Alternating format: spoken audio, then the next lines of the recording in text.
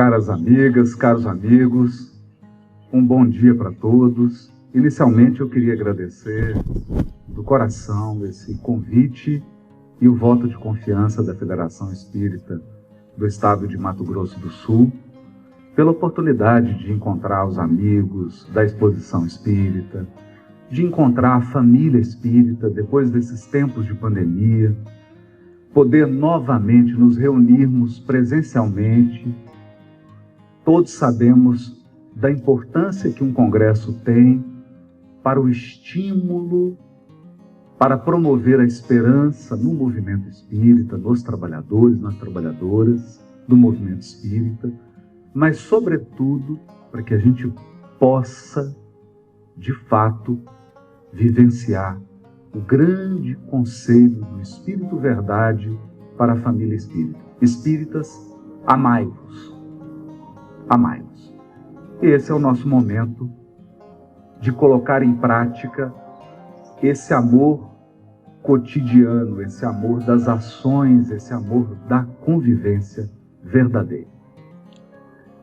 E aproveitando, a gente, depois de um tempo, vai descobrindo que os congressos espíritas, eles possuem secretários encarnados que fazem a programação e aqueles que decidem do mundo espiritual quais serão os temas, quais serão as abordagens. Porque depois que a gente prepara o que vai falar e assiste os demais expositores, como que está conectado? Como que às vezes chega até tocar um tema, chega até a se sobrepor. Isso revela a visão da espiritualidade, das necessidades coletivas, do foco que precisa ser dado ao Congresso. E eu chamo a atenção porque vou me aproveitar bastante do que já foi falado aqui, especialmente pela exposição do Décio, e trazer uma reflexão bem madura para nós espíritas. E eu começaria dizendo que o grande desafio do espírita, agora, no século XXI, em 2023, o maior desafio. Eu faço votos, faço as minhas orações, para que a gente consiga dar conta desse que eu considero o maior desafio do espírita. O maior desafio do espírita é pensar como Kardec. Eu vou tentar explicar. O codificador deixou uma obra incomparável. Incomparável. Porque ele adentrou num terreno da espiritualidade, da religiosidade humana, assuntos que foram abordados ao longo de milênios, nas várias tradições de espiritualidade e religiosidade do planeta. E Allan Kardec conseguiu adentrar nesse terreno sem ser vencido pelos labirintos e pelos monstros que povoam essa área do saber humano. Por exemplo, o misticismo pueril. Não há misticismo pueril em Kardec. Ele aborda os temas, ele analisa os temas, sempre com aquele alto grau de discernimento, de bom senso e de sensibilidade humana e social. Quiserem ter uma prova disso, primeiro mês da Revista Espírita. Primeiro mês da Revista Espírita, Allan Kardec analisa uma obra recém-lançada sobre os druidas. Kardec comenta praticamente todos os capítulos dessa obra, fazendo um paralelo com os princípios da doutrina e o que está na obra.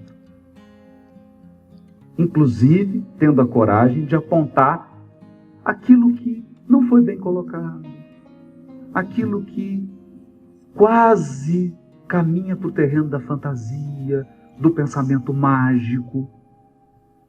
O bom senso de Kardec. Veja, nós podemos decorar a obra de Kardec. Nós podemos recitar a obra de Kardec de cor. Embora eu não considere isso uma virtude, especialmente agora no mundo de ChatGPT. Inteligência não é mais sinônimo de informação, de quantidade de informação. Nós teremos inteligência artificial nos oferecendo uma quantidade de informação assombrosa, da qual, no presente estágio evolutivo em que nos encontramos, não será possível competir com as máquinas. Então, inteligência não é a quantidade de informação que você tem. Inteligência é a decisão que você toma depois da informação. É a escolha que você faz. E as escolhas de Kardec são sempre escolhas pautadas na caridade e no bom senso.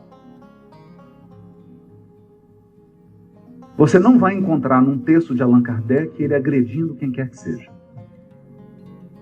Você não vai encontrar num texto de Allan Kardec ele desmerecendo o pensamento, a crença, a visão, a cosmovisão de quem quer que seja. Quer ter uma prova disso?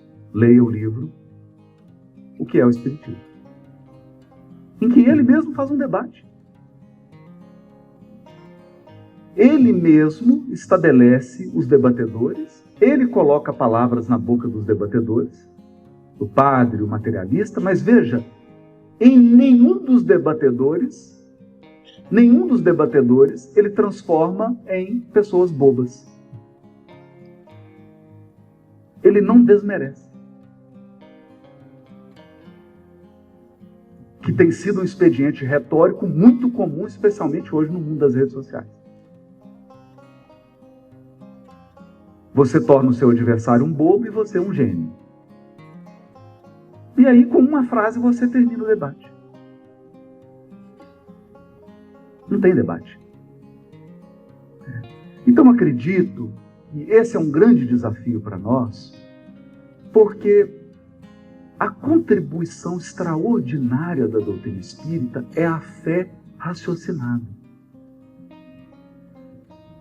E eu chamo bastante atenção para esse termo, porque não é fé racionalizada, não é fé intelectualizada, não é fé decoreba, fé Enem. Fé Enem é aquela que você cita 50 questões dos livros do Espírito de cor e acha que tem fé raciocinada. Isso não é fé raciocinada, isso é decoreba. Isso é decorar. Na área jurídica a gente aprende isso. Você fica citando os códigos. O artigo tal, parágrafo, inciso, cita de cor. Isso não é inteligência. Então, fé raciocinada é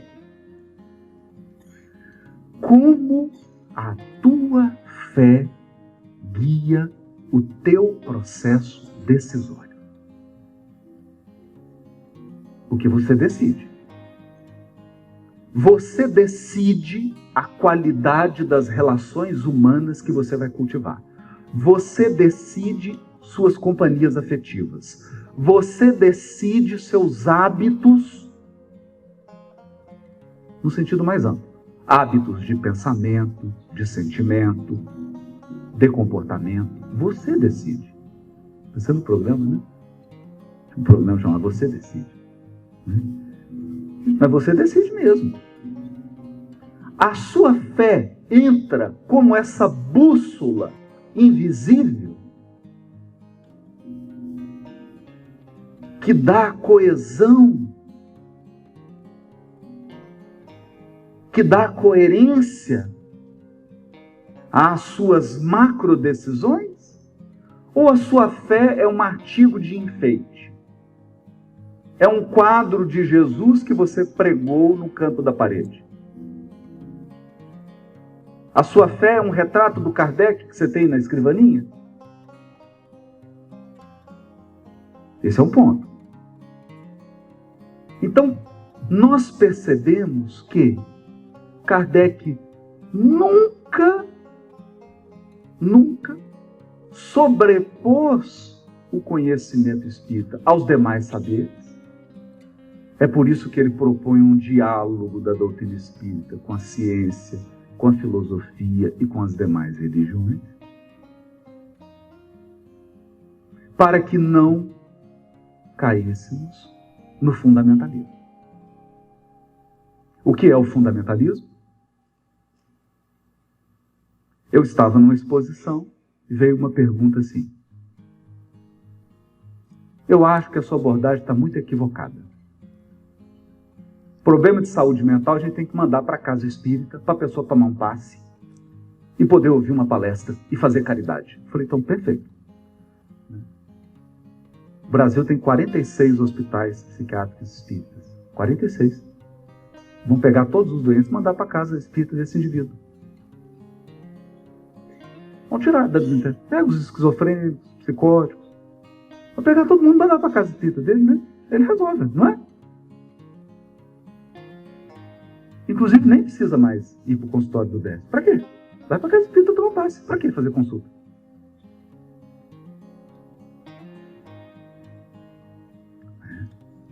Mas veja, hoje nós ouvimos isso dos religiosos.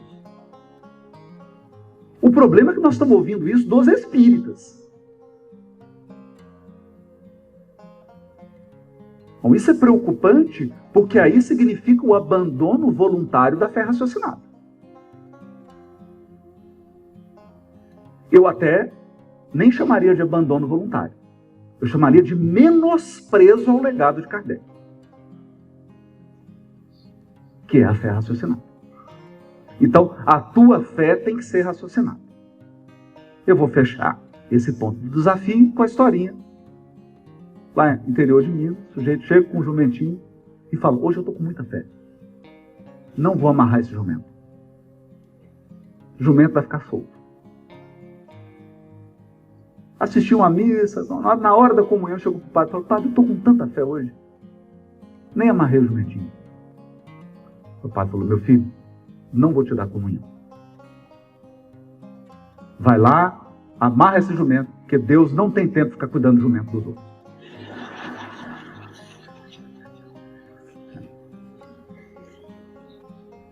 Há uma mensagem do Emmanuel que traz isso, a beleza do benfeitor Emmanuel, que ele diz assim, no livro Coragem.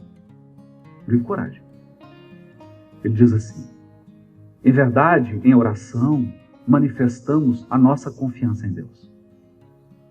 Mas é importante não nos esquecermos de que Deus também confia em nós. Há também um movimento de confiança da inteligência suprema de que nós, pelo menos, vamos fazer aquilo que nos cabe.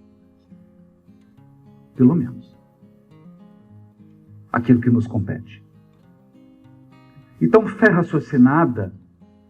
raciocinada é a fé discreta, que cultiva o discernimento, que cultiva o recolhimento, a contemplação, o respeito ao outro, que é a caridade. A caridade. A caridade faz parte da fé raciocinada. Por que faz parte? Veja o princípio que Kardec estabeleceu, universalidade do ensino dos espíritos. O que isso está nos dizendo? Está nos dizendo que mais de uma pessoa, um grupo de pessoas, pensam melhor do que você sozinho. Não tem como você sozinho descobrir tudo. Se você fala assim, agora esse assunto está resolvido. O problema, para resolver o problema X, basta você fazer Y. Quando eu ouço isso, eu falo assim, não existe mais uma inteligência suprema. Agora tem duas. Deus e a pessoa. Então, porque se você compreendeu o universo inteiro, você é Deus. Você agora é a inteligência suprema, ao lado de Deus.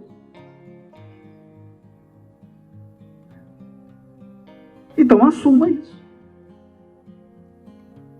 Assuma isso. Porque se você assume isso, não, sou Deus mesmo, tem a solução para tudo, fica mais fácil dialogar com você. Eu entrei no hospital André Luiz e a coordenadora da psicologia falou assim: Haroldo, vem cá, você precisa conhecer um paciente. Aí eu cheguei, ele levantou: boa tarde. Eu falei: boa tarde. Quem é você? Eu falei: eu sou Haroldo. Ele falou assim: eu sou Deus. E eu fiquei sério, falei assim: nossa, vem lição aí. Eu falei: ah, sim. Aí ele olhou para mim e falou: você deve estar achando estranho, né? O que Deus está fazendo no último lugar do mundo? Olha isso, né? Que aqui é o último lugar do mundo, né, Haroldo? Mas não é onde Deus tem que estar? Aí eu virei para a Aline e falei: Aline, posso ficar internado aqui uma semana? Ele está bem. Mas está melhor do que muito espírita. Está ótimo. Então, fé raciocinada é essa humildade, é essa razão comedida, que anda de braços dados com uma confiança moderada, lúcida,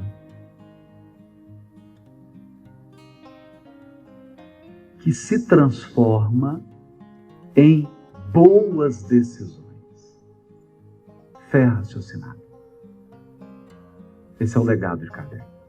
Ultimamente eu tenho relido Kardec, não para rever o conteúdo, mas como ele lida com o conteúdo. É impressionante. É impressionante como que Kardec conduz um raciocínio, como que ele dialoga, como ele constrói conhecimento. É realmente a inteligência de um espírito bom. De um espírito bom. Aqui eu puxo um pouquinho uma interseção com o que o Décio já falou, mas é importante a gente trazer um panorama. Segundo desafio do Espírita, hashtag Espírita 2023.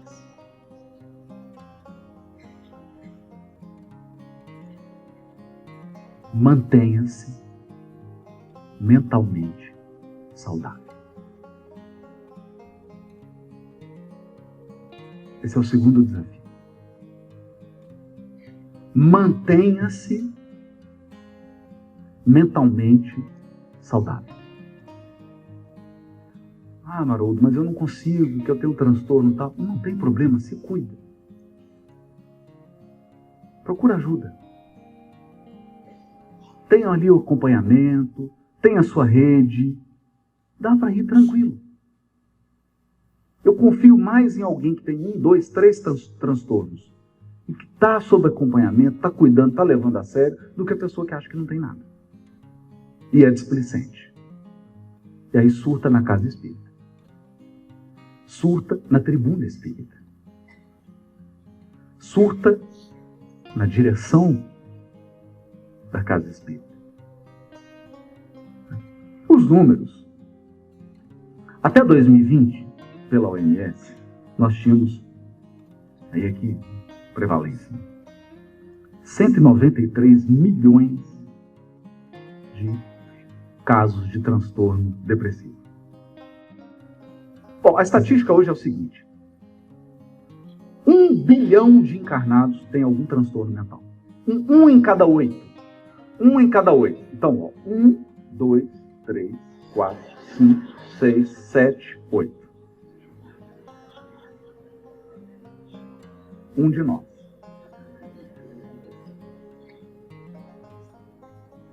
Um em cada 8. Desses, 35% transtorno depressivo. 27% transtorno de ansiedade. Então nós tínhamos 193 milhões. Depois da pandemia, houve uma incidência, um aumento de 53,2 milhões de transtornos depressivos. Gente, deu para perceber que é quase um quarto. Quase 25% de aumento. Olha a ansiedade. Nós tínhamos, até 2020, 298 milhões. Pós-pandemia, incidência, 76,2 milhões. Aqui é mais de 30%. 76,2 milhões de casos novos de transtorno de ansiedade. Então, se você somar 76 mais 53, dá mais de 120 milhões.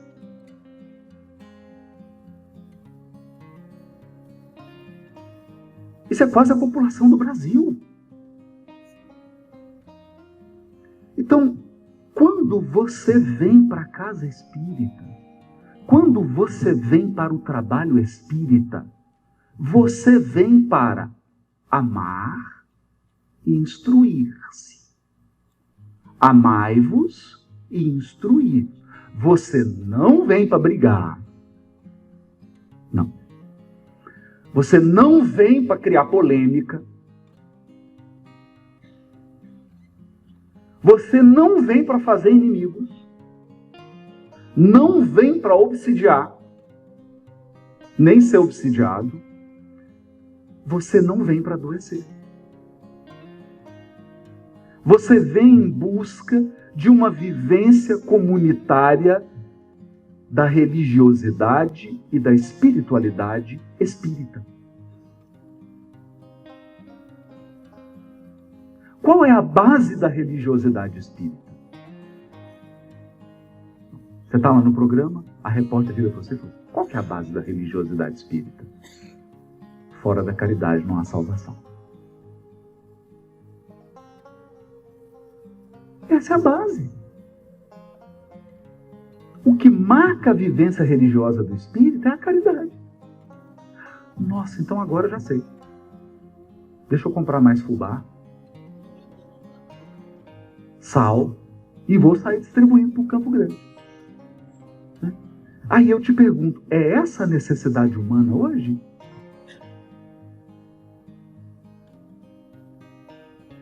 É essa? Porque é raciocinado. A caridade identifica o necessitado e a necessidade.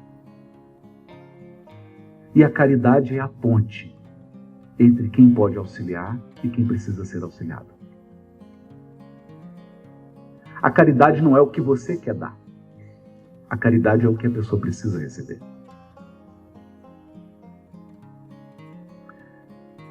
Se você parar para pensar que no Reino Unido criaram uma secretaria no governo chamando, é uma espécie de ministério, Ministério da Solidão. Sim, não é brincadeira, estou falando sério. Estou falando sério. Isso está chegando aqui.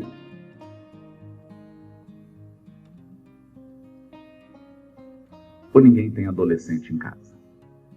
Não, melhor mudar de assunto.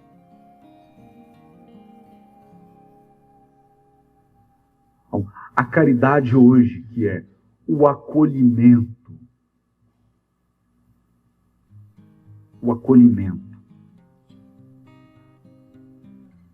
a articulação de um sentido de vida, porque a pessoa chega sem um sentido para a vida dela. Tem um sentido. Ela fala: meu pai morreu, minha mãe morreu, eu estou assim. E ela conta a história da vida dela e só tem pontas soltas. E na perspectiva dela, a história dela deveria se chamar Náufrago. E qual é a caridade? A caridade que nós espíritas podemos fazer nessa dimensão, gente. Não estou falando nós não. Resolver o problema do sentido da vida da humanidade, pelo menos. Já é transtorno. Não é isso. Mas a gente acolhe a pessoa e começa a dar elementos para ela. Ela fala assim: nossa, não tinha pensado nisso. Então, uma dose de desafios, de reveses, faz parte da vida? Faz parte da vida. Faz parte. A vida pode ser dividida entre as expiações, que são aqueles grandes momentos de dores da nossa existência, as provas, que são os testes, né? Então você pede a Deus paciência. E aí vem a família. Ou alguns membros específicos da sua família.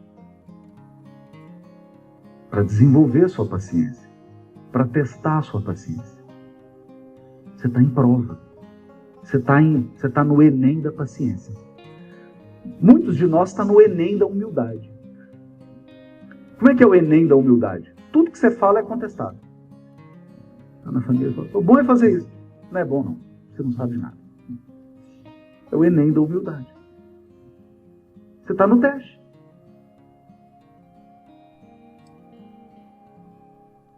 Então, as provas. E nós temos um outro aspecto da existência que é pouco enfatizado, que é: peraí, você vai ficar espiando e passando prova pela eternidade? Então, não tem escala espírita. Rasga questão 100 a 114 do Livro do Espírito, risca. Você vai ser espírito imperfeito pro resto da vida. É assim? Não. Você vai sair da terceira ordem.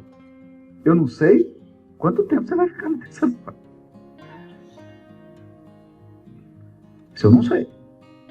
Como é que você vai sair? Vai. Você vai chegar na segunda ordem, os bons espíritos, e você vai chegar na primeira ordem. Então, um percentual da sua encarnação deve ser semear para o futuro. Semear para o futuro. Planejar o futuro. É por isso que no livrinho Coragem, capítulo 10, Emmanuel ditou a Chico a seguinte mensagem: nossa casa. A mente é a casa onde cada um de nós reside, segundo as nossas próprias concepções. A imaginação é o arquiteto de nosso verdadeiro domicílio. Então, você não mora em Campo Grande. Eu não moro em Belo Horizonte. Quem mora em Belo Horizonte é meu corpo. E olhe lá. Porque se você não quiser me encontrar, vai lá para a porta de casa. Segundo a minha esposa. Você mora na sua mente. E você constrói. Se julgamos que o ouro é o material adequado à nossa construção, é o único material adequado, cedo sofreremos a ventania destruidora ou enregelante da ambição e da inveja, do remorso e do tédio. Então, se você colocou no seu panorama mental, não. Viver é ter um patrimônio. Viver se resume a construir um patrimônio financeiro. Você imaginou isso? Essa é a sua casa. Você vai morar nela. É isso que ele está dizendo. E assim ele continua. Até dizer assim: moramos em espírito onde projetamos o nosso pensamento. Onde estiver o vosso tesouro, aí estará o vosso coração. Moramos em espírito, onde projetamos o nosso pensamento. Na terra, muitas vezes, aí ele continua, respiramos o bem ou o mal de acordo com as nossas preferências da vida. Na terra, muitas vezes, temos a máscara física emoldurada em honrarias e esplendores, conservando-nos intimamente em deploráveis cubículos de padecimentos e trevas. Eu acho essa metáfora extraordinária. O que o Emmanuel está dizendo? Você pode construir externamente um espaço muito amplo. O espaço da autoridade, o espaço da inteligência, da fortuna, das relações, mas mentalmente morar num cubículo. Porque você se fechou ao outro. Você se fechou ao fluxo do outro, dos sentimentos do outro, dos pensamentos do outro, da convivência. Então você vive num cubículo. Num cubículo de miséria espiritual, afetiva, intelectual. Mais uma vez nós voltamos para a orientação do Espírito Verdade. O que o Espírito Verdade está nos dizendo? Que é o desafio do Espírita. E ele colocou em claro. Se o Espírito Verdade tivesse dito, tivesse falado com outra comunidade religiosa, esses não seriam os mandamentos. E essa não seria a ordem. Mas nós sabemos que os espíritas são aqueles espíritos que já vieram de várias outras religiões e tiveram o maior êxito. Né? São pessoas completistas. Ele passou pelo catolicismo, brilhou. Tem os seus nomes inscritos entre as santas e os santos, né? Passou pela igreja evangélica,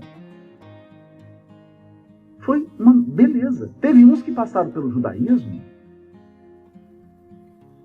deram um show. Então Jesus reuniu os melhores seres, os mais amorosos, caridosos, os mais lúcidos, aqueles seres dotados de mais bom senso. Falou assim, agora é o movimento espírita.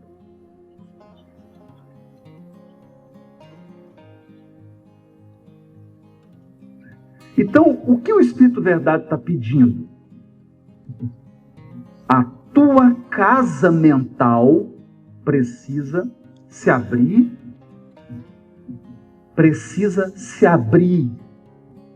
O amai-vos sua casa mental precisa se abrir. Se abrir para o outro. Para a convivência. Para o respeito mútuo. Para a caridade. Gente, é assim, está lá na internet. Aí eu estou igual o chat GPT. Repetindo. Benevolência. Indulgência. Perdão. É o tripé da caridade. Então, amai-vos é isso. E aí vem o nosso desafio. A nossa religiosidade, a nossa espiritualidade no movimento espírita tem que estar pautada pela benevolência. Não pela malevolência. Tem que estar pautada pela indulgência. Indulgência. Então, indulgência é o seguinte. Gente, avisa, falta só 5 minutos para terminar a palestra. Avisa ele discreto. Né? Vamos cooperar, coitado, né? Ele não está olhando para o relógio. Né? Dá uma indulgência. Orienta aqui. Ô, fulano, não está legal isso não. Dá uma melhoradinha nisso. Né? Indulgência. Não é conivência. é indulgência. E é o perdão. É o perdão por quê? Espírito imperfeito é pouco espinho. Então todas as relações que você vai ter são relações de pouco espinho. Ou você está espetando ou está sendo espetado. Ou simultaneamente os dois. Então tem que ter perdão. Ou foi mal aí, né? É isso. Sair do cubículo. Então, para a gente encerrar, eu poderia fazer uma síntese aqui dizendo o seguinte, que eu acho que é esse que é o ponto que nos chama a atenção no Emmanuel. Não interessa a sua aparência. A condição da vida corporal coloca uma máscara em nós. Você está com a armadura do Homem de Ferro. Entende? Então assim, vocês olham para mim e falam, nossa, tomou banho. Tomou banho, tá arrumadinho, né? Vocês não viram meu perispírito. Vocês não viram. Porque o meu perispírito, ele reflete o que eu estou sentindo há uma semana. O que eu estou pensando, minhas atitudes. Então pode ser que eu esteja aqui como um mendigo espiritual. Mas a beleza da encarnação é que ela nos poupa. Ela nos dá uma chance. Percebe? Ela nos dá uma chance. Nos dá uma chance de reverter isso. Nos dá uma chance de mudar isso. Então, se eu quero sair desse cubículo de miséria afetiva, embotamento afetivo, é muito o que o Décio falou aqui. Até nós estamos usando a tecnologia que seria para o bem. Nós estamos usando o progresso intelectual, tecnológico e social.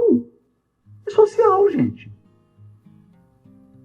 E social. Ou você quer voltar para a época da peste negra? Da gripe espanhola? Quem quiser, deixa o nome aqui, porque estão selecionando para o degredo. Você pode ir tranquilo. Então nós estamos utilizando esses progressos para criar embotamento afetivo. Embotamento afetivo. Porque eu não consigo curtir a consulta médica. Vocês entenderam curtir, né? Eu já falo, doutor, e aí? Como é que tá? Fica tranquila, você tá com isso aqui, vamos cuidar. Tá? Olhar nos olhos, conversar. O que eu vou fazer? Eu converso com as pessoas e falo assim, e aí, você foi no médico? Não, tem que começar um tratamento aqui, na mama e tal. Mas você perguntou? Não perguntou. Não conversou. Não perguntou. Não relacionou-se. Ou teve uma relação protocolar. Isso favorece o embotamento afetivo. Quando o Espírito Verdade está pedindo, amai-vos. Faz a abertura afetiva. Faz a abertura intelectual. Faz a abertura. A abertura. A nossa condição de criaturas é a condição do aprendizado. Nós estamos em aprendizado. Para sempre. Tirando para aqueles que são inteligência suprema, que estão, né? Aqueles que se acham Deus não precisam mais aprender porque já encontraram todas as respostas do universo. Bom, nosso desafio agora, e aqui eu encerro, amai-vos instruí-vos, fé raciocinada. Que a nossa prática espírita possa nos proporcionar saúde da alma. Saúde da alma. Então eu venho para o congresso e falo, mas gente, que coisa boa, meu Deus. Que coisa boa. Ouvi umas coisas que eu detestei. Claro! Claro! Porque as pessoas estão entrando numa dinâmica infantil e adolescente de só ouvir o que agradava para elas.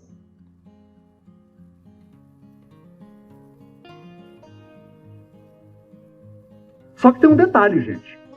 Se eu, e aqui nós temos uma grande pedagoga, autoridade aqui nesse assunto de pedagogia, se a minha professora tivesse dito só coisas agradáveis para mim, eu não estaria aqui fazendo palestra. Eu não sei se eu teria completado a minha alfabetização. Porque ela chegava para mim, olhava para o meu caderno e falava assim: meu filho, pelo amor de Deus, que caligrafia é essa? Que caderno é esse?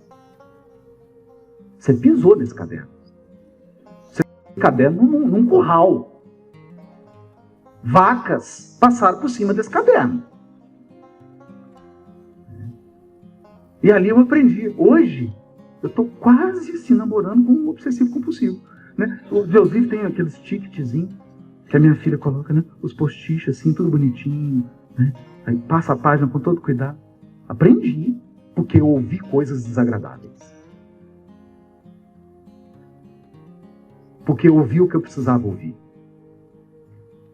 Então, que a nossa vivência espírita seja a vivência da abertura. Abertura para o amor, para a caridade e para a sabedoria. #Partiu Mundo Celeste.